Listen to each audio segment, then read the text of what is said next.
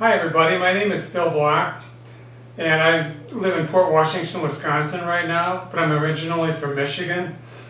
I got introduced in two lighthouses up in college. I went to Michigan Tech University up in the UP of Michigan, and actually my first lighthouse image was a watercolor painting that I did of the Eagle Harbor Lighthouse one time up there. But I've been photographing lighthouses as a subject for over 35 years now. I've been to over 250 lighthouses in my lifetime, and we're going to focus mostly today on the lights on Lake Superior and Lake Michigan. We're going to start up at Thunder Bay, Ontario on northwest corner of Lake Superior, work our way down the western shore along the Minnesota side, stop a little bit at Isle Royale National Park, then we're going to come down and work our way eastward across the Lake Superior coastline, all the way from Duluth to the Sault Ste. Marie area. Then we're going to swing down into Lake Michigan, hit one or two in the south side of the UP and the islands in northwest Lake Michigan. Going to do some of the ones in Door County, Wisconsin. And then we're going to come right down the shoreline, the western shore of Lake Michigan from Algoma and end up in Milwaukee.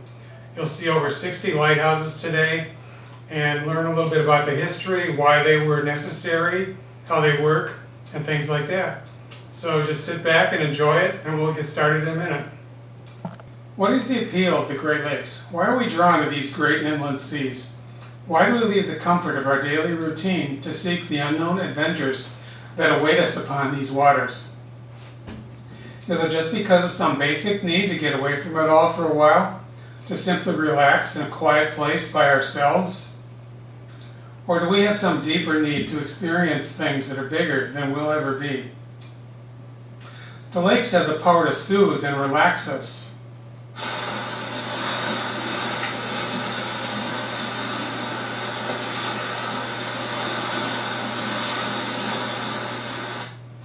That is Lake Superior at the western end of the Upper Peninsula of Michigan at sunset. But the lakes can also overwhelm and inspire us with the awesomeness of their powerful force. Our reasons for going don't really matter. Each time we do, we're seeking something. This is 12 Mile Beach up in Pictured Rocks National Lakeshore in the UP on Lake Superior. As for me, quite often I've left to visit and photograph the ancient beacons that guided mariners in an earlier time. At Day's End, here we see the Wind Point light near Racine, Wisconsin. And just a comment about the photography, when you see colored photos like this, that's my work, but you're also going to see a lot of black and white historical photos, and you're also going to see some old postcards like this one. Wind Point first shown its flashing white light in 1880. The tower is 108 feet high, as tall as a 10-story building. But lighthouses were not always as imposing as the Wind Point light. Here you see an artist's rendering of one of the first lights on the Great Lakes, built in the early 1800s near Toronto on Lake Ontario. In the early days, navigating on the Great Lakes was not the science it is now. It was more like a matter of survival. Here you see the Griffin, said to be the first sailing ship on the Great Lakes. It's believed to have sunk during a storm in 1679, becoming the first shipwreck in Great Lakes history. And it's said that it went down in the Death's Door Passage in Door County. It's a French boat, but it's never been found, and the French say that if it ever is, they want it back, so they can come and get it, I guess. Sailing the lakes is much different now than it was then. Ships from all over the world now travel the Great Lakes in relative safety. This is an ocean-going vessel in the St. Mary's River, headed for the locks. This is, they call these salties on the Great Lakes. Today's captains, such as the one piloting this ore boat through the Sioux Locks, take today's aids to navigation for granted. But it was not always so safe sailing these waters a century and more ago. These are the remains of the Mary Jarecki, a wooden-hulled steamer that went aground in 1883 near Osable Point in Lake Superior. The Mary Jarecki ran aground in the intense fog common to this area. The fog hides the coastline that captains of the 1800s often followed. Besides the fog, sandstone reefs lie at depths of only 6 to 30 feet out almost a mile from this point. Here you see the remains of the Gale Staples, a bulk freighter that sank off Osable Point in 1918. The Gale Staples was upbound from the Sioux in a northwest gale when she was blown onto Osable Reef. She broke up, but the entire crew was rescued by the U.S. Life-Saving Service. The hazards in this area led the Lighthouse Board to authorize, in 1872, a light station for Osable Point. And you might notice some white cloths up in the tower on that picture. Those are curtains, and they put those inside the tower in the summertime when it's hot to keep the hot sun from back focusing through the lens and starting a fire in the lantern room. This 1909 postcard shows Osable Light with its original name. The name was changed from Big Sable to Osable in 1910 to alleviate confusion with the Big Sable Point Light on Lake Michigan. The Osable Point Light first shown its light in 1874. But Lake Superior would not be denied. 10 ships were to go down off Osable Point from 1873 to 1929, leading the seamen to name these shallows the Graveyard Coast. The gales of November still blow, and the reassurance of the old lights is still a comfort to the Great Lakes seamen of today. And if you're out on the Great Lakes and saw one of these big freighters, you might hear something like this.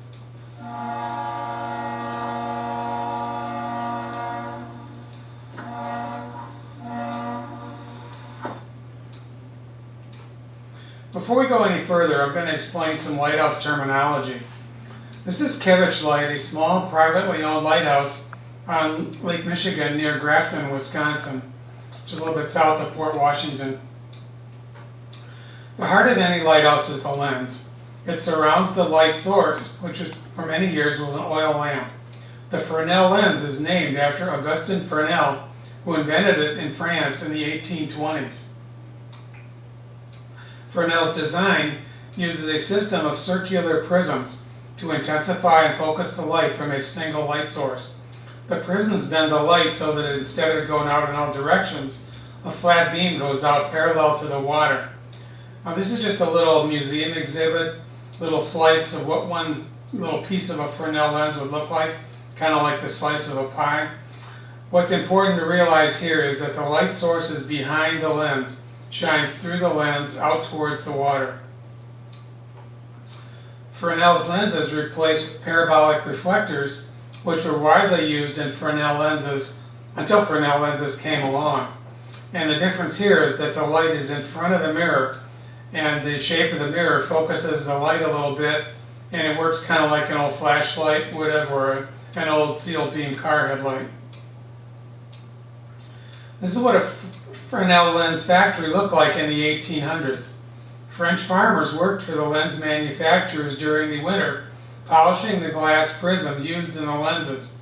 And you can see in that red outline in the back of the room there how large these lenses really can get. They can be twice as tall as a man. That's called a first order lens. We'll talk about orders later. Fresnel lenses came in 6 sizes ranging from 2 feet to 12 feet in height. The largest were first order, and the smallest were 6th order lenses. Order is short for order of magnitude. On the Great Lakes, the largest lenses were 2nd order lenses. There were only 5 of them. The most common size was 4th order, used in many Great Lakes lighthouses. The smallest was a 6th order Fresnel lens. Various types of lights were used in lighthouses over the years. One of the longest running was a kerosene oil lamp. Here you see 2 oil lamps surrounded by several brass fuel pitchers. In the foreground are various tools used to maintain the lens mounts and the framework, clean and polish the lens, clean the lamp chimneys, and trim the wicks. Acrylic plastic lenses with electric bulbs inside were very common from the 1960s through the 1990s. In the 2000s, light-emitting diode or LED optics were introduced. You can see the LED optics on the right there, sort of like a layer cake with round platters, and around the edge of each one of those platters is a ring of LED lights to shine out light in all directions.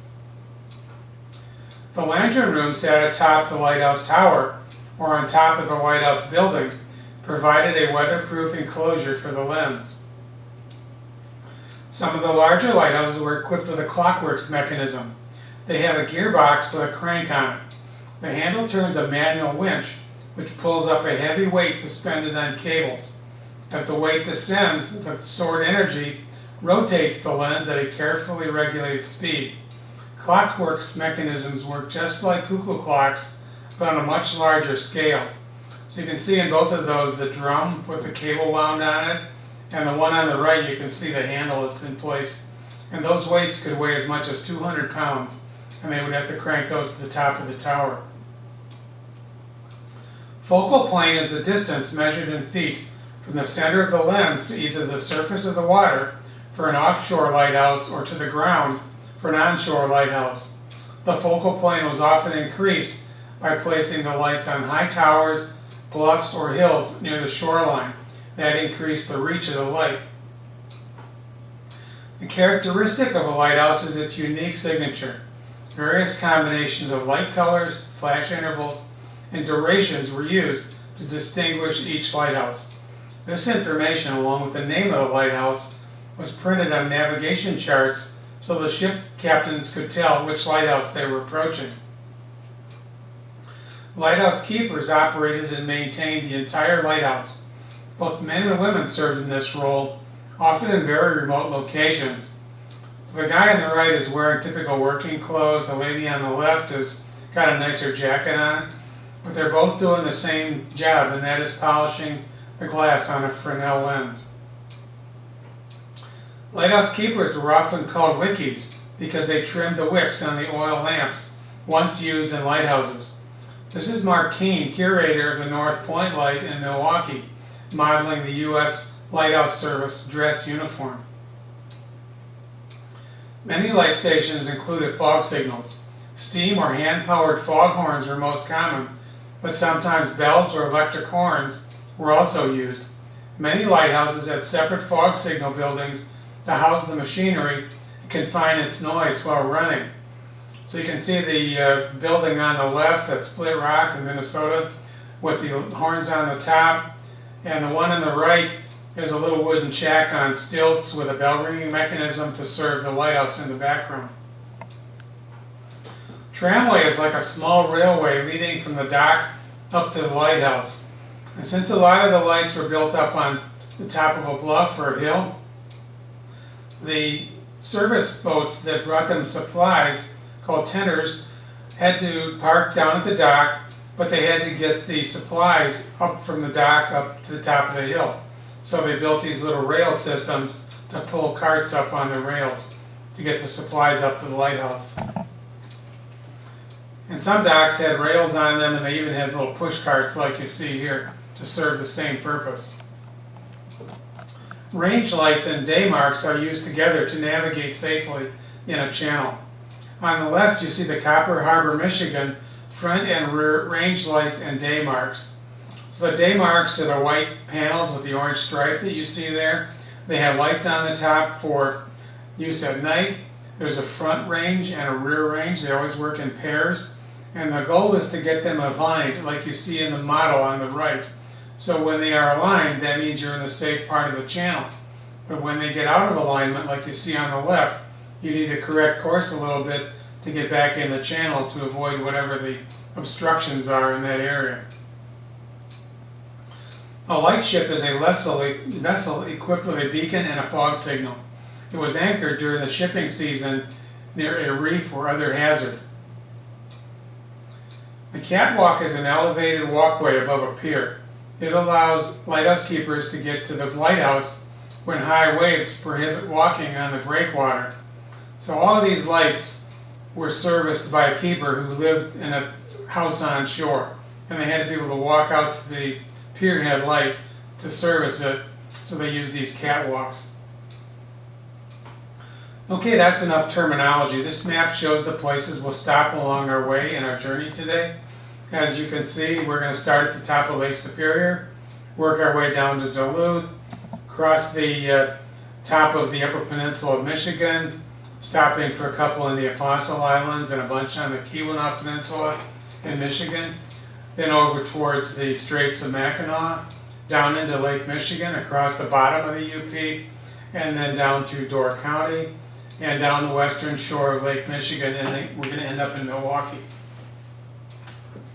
So we'll start our tour of the lights of the lakes and the rugged and dangerous waters of Northwest Lake Superior, and visit some of the beacons in that area. So the 4 you see here around Isle Royale National Park, we'll see, and then 1 in Canada. Trowbridge Island Light Station is the only Canadian light that we'll visit. It's located in the shipping lanes leading to Thunder Bay, Ontario. Trowbridge has been automated since 1990. This is Passage Island Light, first lit in 1882. It once had a Fresnel lens and oil-fired lamp. A radio beacon, solar panels, and a helicopter pad were added over the years. It now has an LED optic. Passage once had dual horn, steam-powered fog signals. And I like to use this picture to show some of the pieces and parts. The white building is the fog signal building with the horns on top. You can see the tramway in the lower left coming up from the dock. You can see a rack of solar panels in front of the keeper's residence with the tower next to it, a radio beacon tower right behind it, some weather instruments on top. And one of the favorite parts of this is always playing this for you.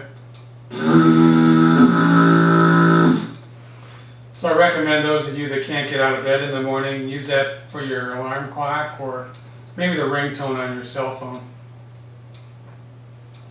The Old Rock Harbor Lighthouse operated from 1855 to 1858 during a period when commercial copper mining was attempted on Isle Royale.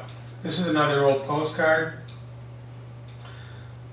The Rock Harbor Lighthouse was built to help guide vessels into the area where the mines were located on Isle Royale. And yes, it does lean a little bit like that. It's been stabilized, but they're never going to fix it. Mining proved unprofitable due to the remote location and was abandoned. Here's another old postcard showing that lighthouse around 1909 from a different angle. This is the Isle Royale Lighthouse located on Menagerie Island, just offshore of the main island. As you can see here, the tower could have used a coat of paint when I was there, but Menagerie is just a little chunk of rock about 3 acres in size out in the lake. And there's not much to do on that island, so it once had a keeper by the name of John Malone. And Mr. Malone got busy and fathered a family of 11 children on that little island, so that's why it's called Menagerie Island. And here's how it looked with a better coat of paint on the tower. This one was built in 1875. This is a 1913 photo of it. Rock of Ages is one of the remotest lights on Lake Superior, located 4.5 miles off the western end of Isle Royale. Built in 1908, it once had a second-order Fresnel lens, rated at 4.5 million candle power, making it the most powerful light on the Great Lakes, with a range of up to 29 miles. This is an offshore light. You can see the little concrete dock right at the bottom of it and the front there. The ships would tie up there, and they used that derrick that you see to lift the pallets of supplies up onto that deck so that they could supply the lighthouse with it. Next, we're going to travel along the western end of Lake Superior and visit some of the lighthouses there. But first, we'll learn a little bit about the history of that area. Lake Superior has always been an important water route. The 19th century economies of northern Minnesota, Wisconsin, and upper Michigan were based largely on iron mining, copper mining, and lumbering. This map shows the location of the iron and copper ranges. Much of this mineral wealth was taken to market in Great Lakes ships. So up in the upper left corner you see the Mesabi Range, which was iron ore in Minnesota, and on the right side you can see the western half of the UP with the copper range going right up the spine of the Keweenaw Peninsula. Iron ore from Minnesota was shipped out of ports along the western shore of Lake Superior. This is what a Minnesota iron mining camp looked like at the beginning of that era. The increase in shipping on the Great Lakes during the second half of the 1800s was the main reason that many lighthouses were built at that time. So these are the main shipping lanes. In red, coming downbound, it was primarily iron ore and grain, which is the yellow line. And going upbound in the blue was primarily coal. And you see all those little black connectors running into various ports and harbors. Every one of those ports and harbors had its own lighthouse. And at one time there were over 450 lighthouses on the Great Lakes, but only about half of them survive today. The latter decades of the 1800s and the early decades of the 20th century were the heyday of lighthouses on the Great Lakes. This is the famous Split Rock Lighthouse on Lake Superior, north of Duluth.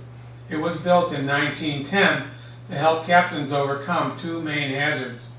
First, the large iron ore deposits in the area threw off their magnetic compasses, making navigation difficult.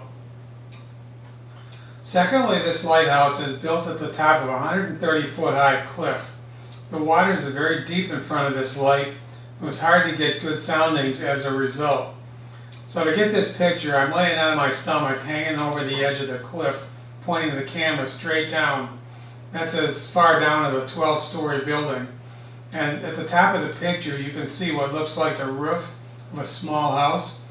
That's a rock that's underwater, and it is about the size of a small two-bedroom bungalow house. Split Rock features a third-order Fresnel lens, which reaches out 22 miles over the water. A third-order lens is about 5 feet across. By 1890, Two Harbors, Minnesota was the major shipping point for Mesabi Range iron ore, and it still is. This is Two Harbors Light Station, completed in 1892. And you can see in this picture that there's rails along the dock, a tramway just to the left of it, some other buildings, a fog signal building at the upper right, a couple other buildings, and the main lighthouse right in the middle there. All of those other buildings are gone now. All that's left is the main lighthouse. And this has been converted, and it's now a very popular bed and breakfast inn about 25 miles north of Duluth. Here you see a bulk carrier entering Duluth Harbor. On the left, the Duluth North Breakwater light marks the north end of the breakwater. The south breakwater light is hidden behind the ship. There's also a third lighthouse on the left of the ship, just up above it. They're coming up towards it as they approach the lift bridge in Duluth there. Give you a little tip on the color of these ore boats too. When you see from the color of the ship, you can sometimes tell what the cargo is. Black ones like this are normally carrying coal. If you see a gray one, that's usually cement or rock salt or limestone. And if you see a dark reddish one, that's usually iron ore. Raspberry Island Lighthouse is located in Wisconsin's Apostle Islands region. Built on a 40-foot high bluff, the main building is a duplex with quarters for 2 keepers. Raspberry was built in 1863, automated in 1957. So this lighthouse is obsolete. It has been for a long time, since 57. The fog signal building is on the right. The horns used to come out where that white panel is. And just below that white panel, you can see a pipe with a plastic incandescent optic on it. And that is the current light at the time I was there. And you can see the tramway going up the bluff on the far right edge of that picture. Staten Island Light is the westernmost light in the Apostle Islands. It was placed here to guide ships toward the Raspberry Island Light. This light was built of sandstone in 1882, automated in 1921, decommissioned in 1933, after the Coast Guard built a skeletal steel tower and automated light nearby. So this is another old postcard. And notice that little building just to the right of the main lighthouse there. That is not an outhouse, that's called an oil house. And they were required to keep all of their fuel and paint and other flammables in a separate little building like that for safety reasons. And they were only allowed to bring 1 day's worth of kerosene at a time into the lighthouse. This little postcard shows the backside of Sand Island Light, including the tramway. Another major reason for the development of lighthouses on the upper Great Lakes was the discovery of copper in Michigan's Upper Peninsula in 1840. Copper was mined all along the spine of the Keweenaw Peninsula. The copper range ran about 100 miles from Copper Harbor at the north end down almost to Lake Ogibic at the south end, with a little bit more over on Lake Superior and the White Pine and Rockland and Ontonagon areas. The copper industry in Michigan thrived during the second half of the 19th century. The opening of the Sioux Locks in the 1850s opened Lake Superior as the main water route to distant markets. And it's kind of hard to make out, but at the top of this picture you see two guys up there on that contraption that they built out of those logs and boards. And they are running a air hammer. You can see the hoses coming up from the lower left corner there, and they're actually chipping away at the rock face with a tool that's fondly known as a widowmaker. This is a 1907 photo of a guy pouring molten copper, liquid copper, into molds to form heavy ingots. No telling what this guy is breathing coming up out of those vats. He's got no breathing apparatus, no safety glasses. I don't even think he's wearing gloves. So working conditions were a lot different back then. This is the waterfront at Houghton, Michigan, with a bunch of ingots getting ready to be loaded onto a ship. This is an area that I'm very familiar with because this is where Michigan Tech is, where I went to college. On the other side of the canal is Hancock, Michigan, and the waterway is called the Portage Ship Canal or the Keweenaw Waterway, two names.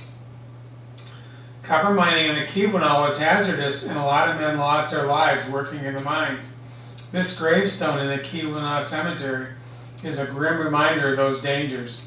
So when I'm up there, I like to photograph the old gravestones as well. And the old buildings like this is actually a picture I took in the 1960s when I was in college up there. Most of the buildings like this have been torn down to keep kids out of them and keep them from getting hurt. The Great Lakes shipping lanes brought much of Keweenaw's copper to market. Many lighthouses were built along the Keweenaw coastline to guide captains around this rocky peninsula. So we're going to go around the Keweenaw Peninsula clockwise, starting at Sand Hills on the west side there, and ending up at the bottom of Keweenaw Bay on the right side at the bottom. This is the Sand Hills Fog and Light Station. It warned of dangerous shoals near Eagle River, starting in 1917. Sand Hills is now a very popular bed and breakfast inn. Sand Hills replaced this tiny lighthouse at Eagle River. It was located too far from the shoals to offer adequate protection. Now it offers no protection for two reasons. Number one, it's out of service, and number two, they built a 7-story condo on the beach right in front of it. Not far north of Sand Hills is Eagle Harbor Light, built in 1871. While still an active light, Eagle Harbor is also a museum. This is the one I mentioned that I did my first lighthouse image of as a watercolor painting when I was in school. This one has one of the most obnoxious foghorns on it that I've ever heard. So listen to this.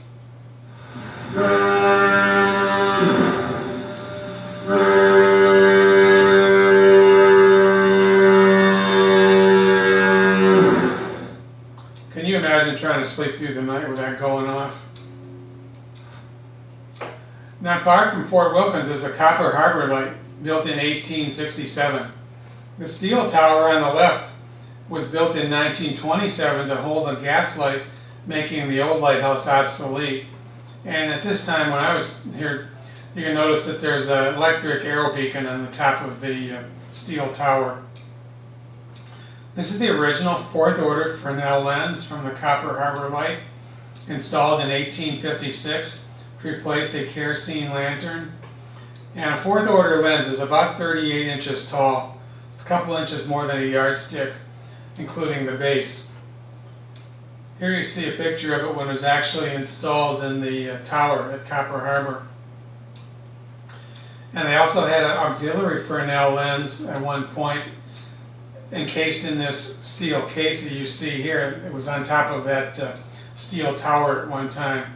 So this port was so important that it had 3 lighthouses at one time.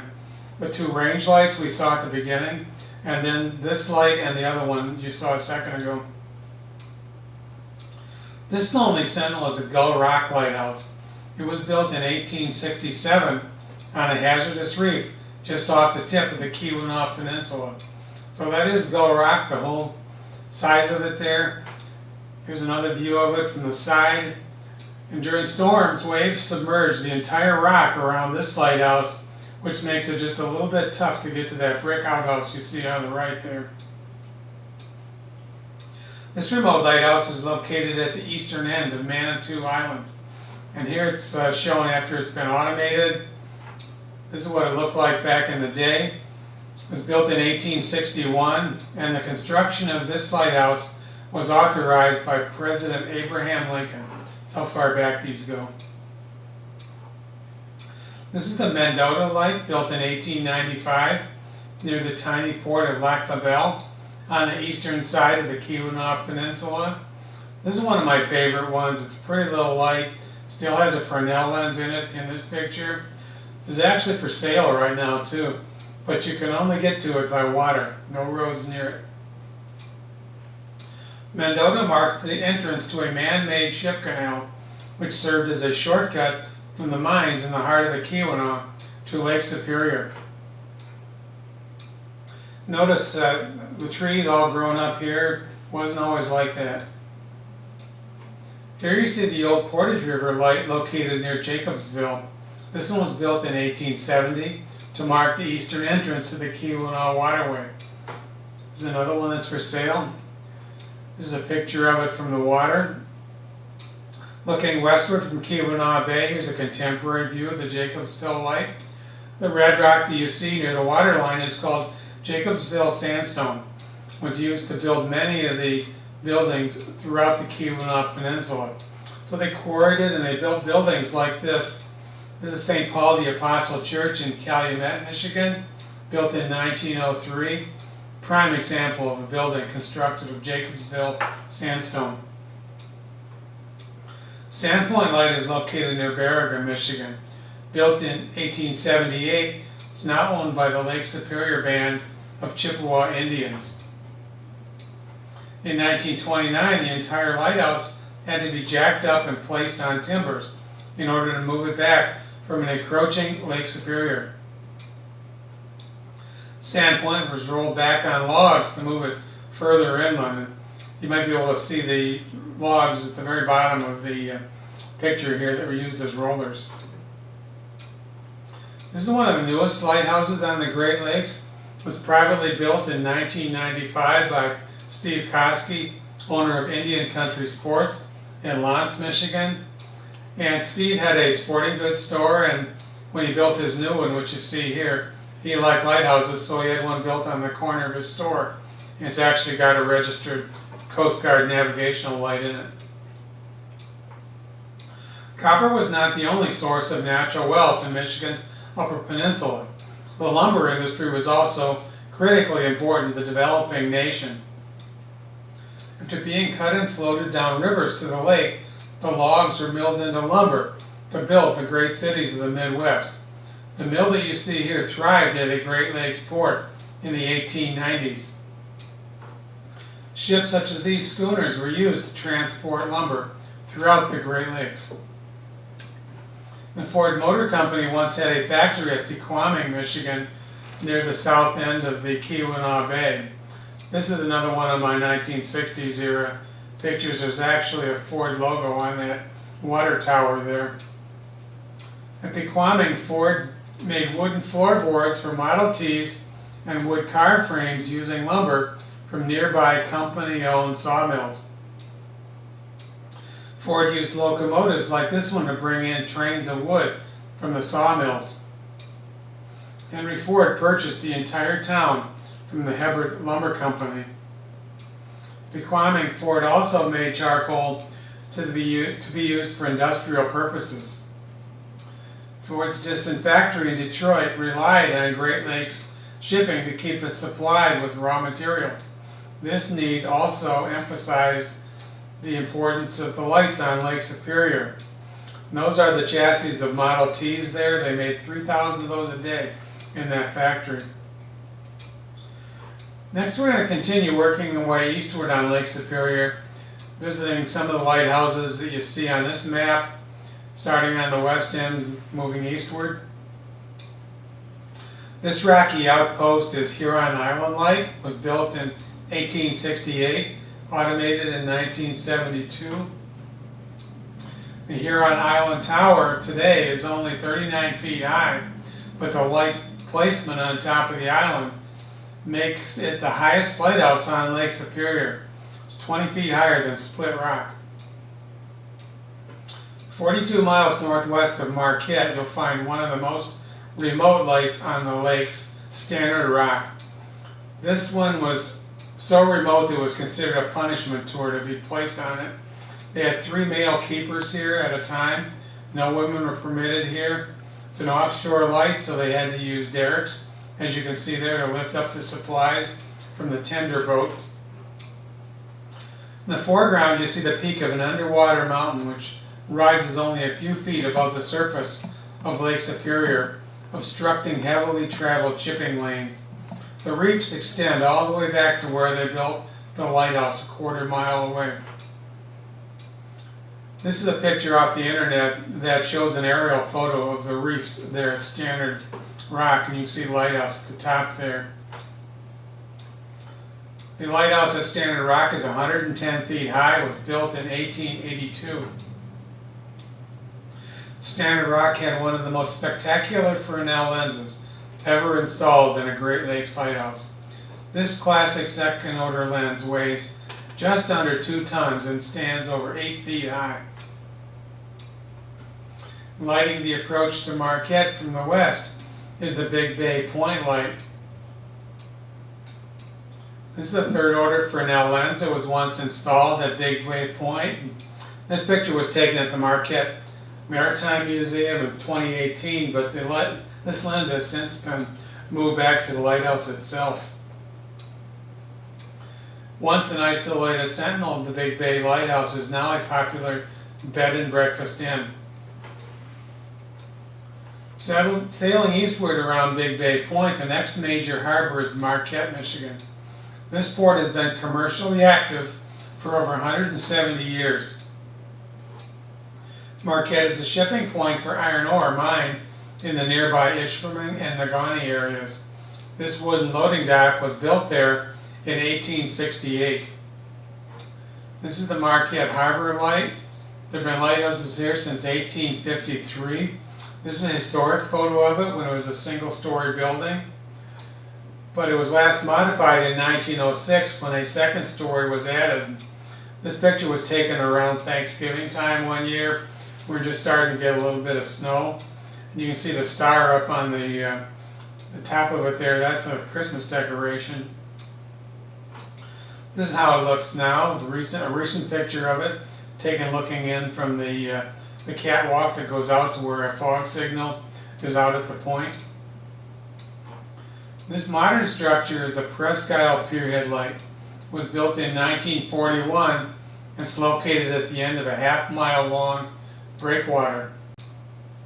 This one was built as part of the war effort in World War II. It was so critical to get the iron ore down to the steel mills in the lower lakes. This Lonely Sentinel is a crisp point light located on Lake Superior's shipwreck coast between Au Sable and Whitefish Points. Crisp Point was built in 1902. The original buildings were torn down by the Coast Guard in the 1960s. And here you can see they had a fog signal building and a keeper's residence and a couple other buildings and a few breakwaters there as well.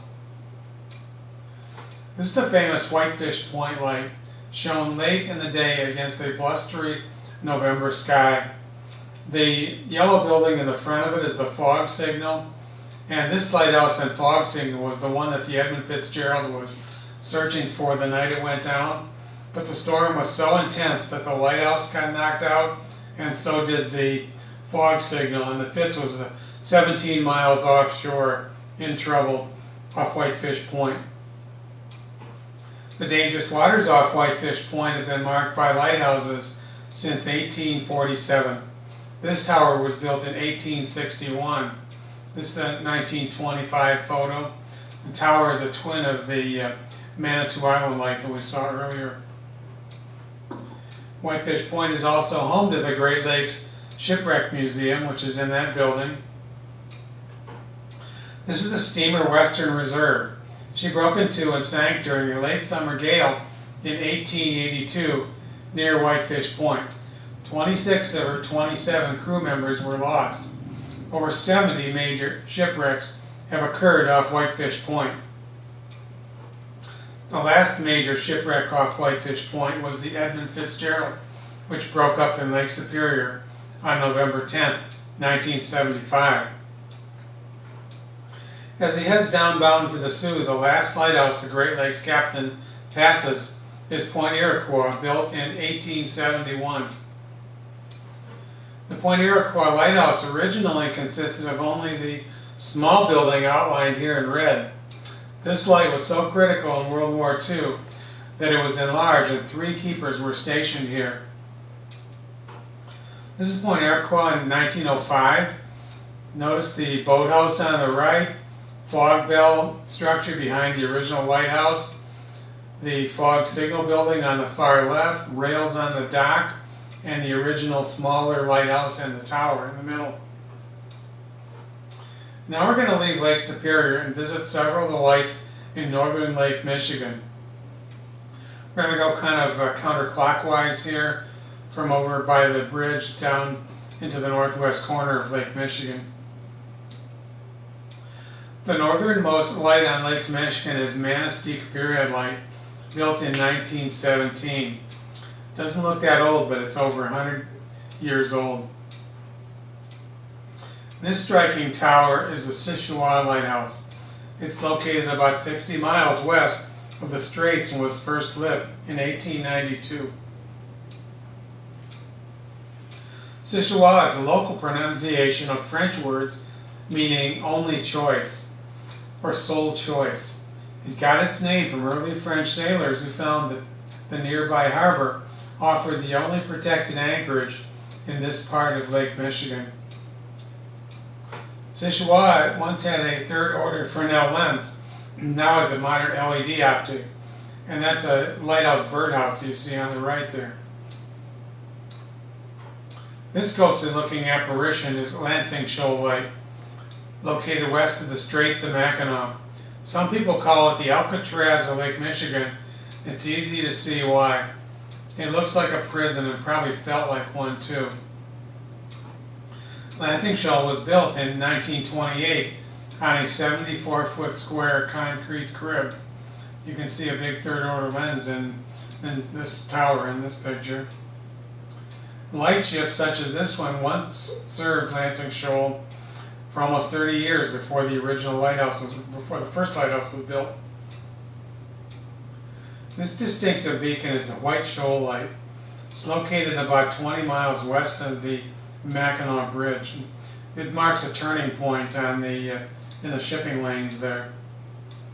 It was built in 1910 to replace the lightship White Shoal, which had been stationed there since 1891.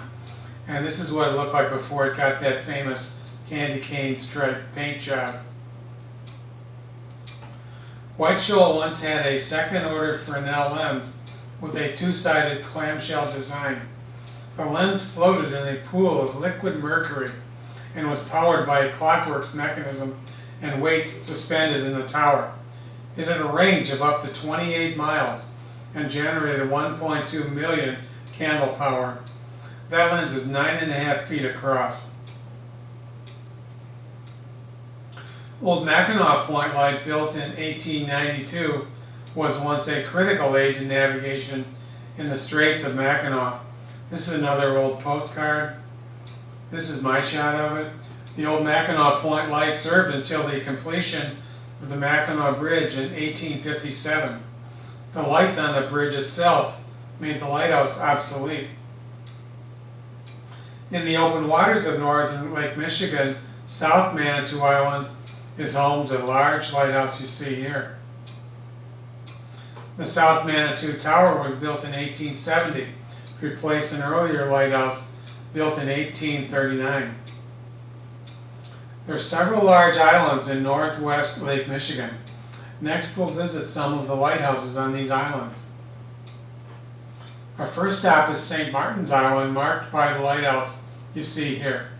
The buildings include the keeper's house in the center, fuel storage tanks and a generator, and the brick fog signal building seen on the far right. North of St. Martin's Island is Poverty Island. This light was built in 1875. This one was in good shape. I was there in 2002 to get this shot. Poverty Island light is now abandoned. There still was a solar panel and a small light at the top of the tower. The lantern room had been removed. This is what it looks like now. It's one of the saddest lighthouse situations on all of the Great Lakes. It's completely abandoned, no light whatsoever anymore. Former assistant keeper's house is almost totally destroyed. Devastation at Poverty is extensive, as shown in these two photos of the keeper's house, looking down from the top of the tower, at the top of the keeper's house on the left, and the debris at ground level on the right. And these pictures were also taken by a friend of mine, shown in the green jacket there, and I thank him for allowing me to share them with you. This is the top of the tower. The round platter is where the light used to be until it was taken down. This was that lantern room we saw it earlier. This one was actually moved to Escanaba in the 1980s, and it was placed at the top of this lighthouse, Sand Point Lighthouse in Escanaba, and a Fresnel lens was installed in it. This is the current Fresnel lens. It's a replica lens on the left.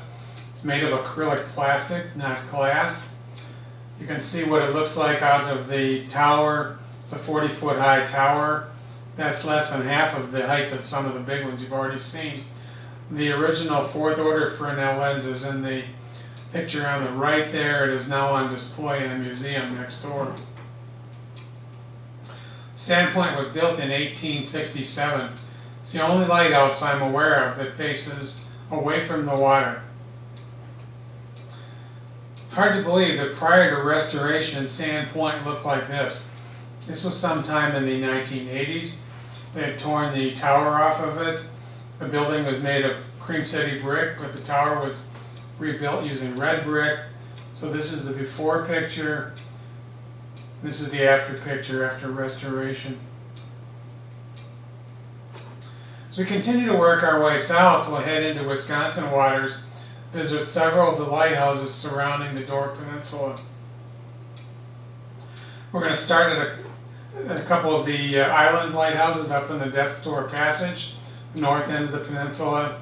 See a couple at both ends of the Sturgeon Bay Ship Canal, the south end, and a couple on the main peninsula and one on Chambers Island. First stop is Plum Island, located on the north side of the famous Death's Door Passage shipping lane. This is the Plum Island Rear Range Light. Plum Island Rear Range Light was built in 1897, and you can see all of the different parts of it when it was an active light station.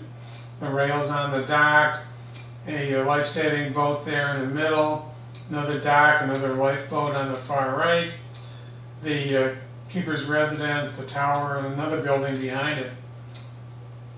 Here you see an example of the Plum Island front and rear range lights and Daymarks built both in and out of alignment. So the tower itself forms the rear range light with the orange Daymark with a white stripe on it. And there's a 40-foot high steel structure down at the water's edge with another Daymark and lighthouse on it.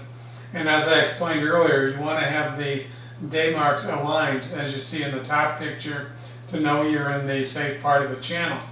If you get them out of alignment, like in the bottom picture, you need to correct course. It's very important to be careful in the Death's Door Passage because they bring full-size ships through there, and only a few hundred yards from where the boat was, when this picture was taken, the water is only 4 feet deep in the Death's Door passage. Plum Island once had this 4th order lens. It was taken out in 2015, replaced by an LED optic, and this is on display in the little Maritime Museum at Gills Rock. Just east of Plum Island is tiny Pilot Island. It's had a lighthouse since 1850. Notice the lush foliage, the intact lighthouse and fog signal building. This is a 1986 photo. This is what Pilot Island looks like today. It's been almost completely defoliated by thousands of cormorants, which have overtaken the island. Those are the black seabirds. They're protected, and the only thing left is those lilac bushes you see that are still green, and the cormorants actually build their nests underneath those lilacs, but they've killed everything else that was green on that island. And the Coast Guard, when they go in there to service the light itself, which still operates, has to wear hazmat suits, respirators, and rubber boots because the place is such a mess. Fog signal building at Pilot Island is nearly in ruins. The roof is gone, and again, cormorants are just thick, covering the entire island. The passage into Green Bay is well marked with lighthouses. This is the Chambers Island light. It was built in 1868. Does not have a lantern room on it anymore. There is a steel tower there with another light on it. And the little white building is just a boathouse, I think. This is the Chambers Island lighthouse being serviced by a tender boat.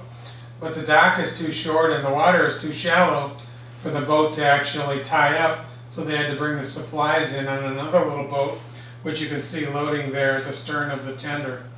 Take the supplies up to the dock. Moving onto the Door Peninsula in Wisconsin, here we see the graceful lines of the Eagle Bluff light. It's a 43-foot high tower. It still has a Fresnel lens installed, as well as 2 other more modern lenses. Built in 1868, Eagle Bluff marks one of the primary approaches into Green Bay. And as has happened with most of these lights, when they're automated, they tear down the other buildings, and all they leave is the lighthouse itself. You can drive right up to the Eagle Bluff Lighthouse, as it's located in Peninsula State Park in Door County. On the other side of the Door Peninsula from Eagle Bluff is the striking Cana Island light. To protect it from harsh weather, the original brick tower at Cana was covered with riveted steel plates in 1901. The light is now fully automated, but still has its original 3rd order Fresnel lens. You can climb to the top of this one. I think it's like 92 steps. At the eastern end of the Sturgeon Bay Ship Canal, this light was built in 1899 at the U.S. Coast Guard station. And as you can see, it's basically just a big metal tube with a lantern room at the top, held in place by those 4 cables. However, the original design did not consider the fact that it's really windy in that area, and the high winds led to severe vibration problems, made it so bad that the Clockworks mechanism wouldn't even work right. So they had to add those steel braces that you see on the side of it there a couple years later in 1903. And these buildings are the Coast Guard station at Sturgeon Bay. Here you see the tall ship Niagara passing by the Sturgeon Bay Canal light with the lighthouse in the background there. The eastern entrance to the Sturgeon Bay Ship Canal from Lake Michigan is marked by the red Sturgeon Bay Canal North Pierhead light. It's one of the few lights that still has a catwalk installed, as you can see in this picture. And I was told that this is the most photographed lighthouse in Wisconsin. It was built in 1882 and is now privately owned. On the other end of the Sturgeon Bay Ship Canal, you'll find the Sherwood Point light, built in 1883 to mark the western entrance to the canal. And the little white structure you see at the left is actually a bell tower for Fog Bell. Sherwood Point once had this 4th order Fresnel lens. It's now on display at the Door County Maritime Museum in Sturgeon Bay. Sherwood Point was the last manned light station on the Great Lakes. It was not automated until its 100th anniversary in 1983. It's now used as a vacation cottage for Coast Guard folks in Door County. This map shows the remaining lights we'll visit. They're all located on the western shore of Lake Michigan. We're going to start up at Algoma at the north end, end up down in Milwaukee on the south end. Just south of Sturgeon Bay is Algoma, Wisconsin. There have been a light here since 1893. This is the most recent, last remodeled in 1932. Just below Algoma is Kewaunee, Wisconsin. This is the Kewaunee South Pier headlight, seen at 8 a.m. on a cold January morning when the temperature was around 0. This picture was from 1985, about a year before the catwalk leading to the lighthouse was removed. You can see the ice on the rocks there and the steam rising from the water at 0 temperatures. The Kewaunee South Pier headlight was first lit in 1889. This is how it looked late summer of 2017. Still had its Fresnel lens. That lens was removed in 2019 and an LED beacon was put inside of that one. And the lens is on display at the Historical Center in downtown Kewaunee. Below Kewaunee is Raleigh's Point, located in what is now Point Beach State Forest. The original brick tower was built in 1873. That tower is gone now and was replaced in 1894 by a steel tower. You can see a cone-shaped roof on the far end of that building. That was where the original tower was. The tower was cut off, and this tower was actually built in Chicago for an exhibit at the 1893 Columbian Exhibition. And in the following year, in 1894, the entire lighthouse was moved by rail up to Wisconsin, and it was erected behind the Raleigh's Point Keeper's Residence, and it is there to this day. South of Raleigh's Point is the Port of Manitowoc. This is the Manitowoc Breakwater Light, built in 1917. It's also privately owned now. Manitowoc's lighthouse once had a rare 5th order Fresnel lens. Here you can see the glass Fresnel lens, but it now has one of those LED beacons in it, as you can see here. This picture shows the Manitowoc light with a rising blood moon behind it in July of 2018. You can see the red reflection on the water there. Heading south from Manitowoc, our next stop is Sheboygan. Here you see the Sheboygan Breakwater Light, built in 1915. Sheboygan's first lighthouse was built in 1839. This is a postcard representation of it. This was a 300mm acrylic optic that was once installed at Sheboygan. This picture was taken in the 1980s. They also had weather instruments up there at the top of that tower. As you continue south, you'll find this Art Deco lighthouse at Port Washington, Wisconsin. This is a hometown lighthouse for me. I live in Port Washington. A couple of years ago, they built this nice new entranceway to the breakwater. It's now even handicap accessible. The Port Washington Pier Head light replaced this lighthouse, which was built on shore in 1860. In 1934, the Coast Guard took control of the light station. In 1935, they tore off the tower and converted the building into a duplex, which served as quarters for Coast Guard people stationed in Milwaukee. The building looked like this for 65 years until restoration began in the year 2000. This is how the Port Washington 1860 light station looks today. The tower was actually built in Europe by the country of Luxembourg as a thank you to the U.S. for saving their country from being overrun by the Nazis in World War II, who stopped them at the Battle of the Bulge. And also there was a number of people from Luxembourg that emigrated to the US and resided in the Port Washington and Belgium areas just north of Port. This is a shot of that same lighthouse lit up in the evening. You can see that we still fly the Luxembourg flag underneath the American flag there. And that is St. Mary's Church in the background there, which was an 1888 limestone church. The beacons of the Great Lakes have faithfully guided sailors for well over a century. This is North Point Light, located in Lake Park in Milwaukee. The original North Point Light was built in 1855. Bluff erosion necessitated building a new lighthouse further inland. This is the new North Point Lighthouse. The tower was built in 1887 and was shorter than it is now. The lantern room from the old lighthouse was transferred to the new tower. By 1907, the trees on the bluff had grown too high for the light to be seen from the lake. So they decided to raise the tower rather than cut down the trees. Here you see a temporary second tower that was built to hold the Fresnel lens during construction of the higher tower. This is the North Point Lighthouse today. After having been deactivated, abandoned, and boarded up for years, it has been beautifully restored and now operates as a museum. This is the fourth order Fresnel lens.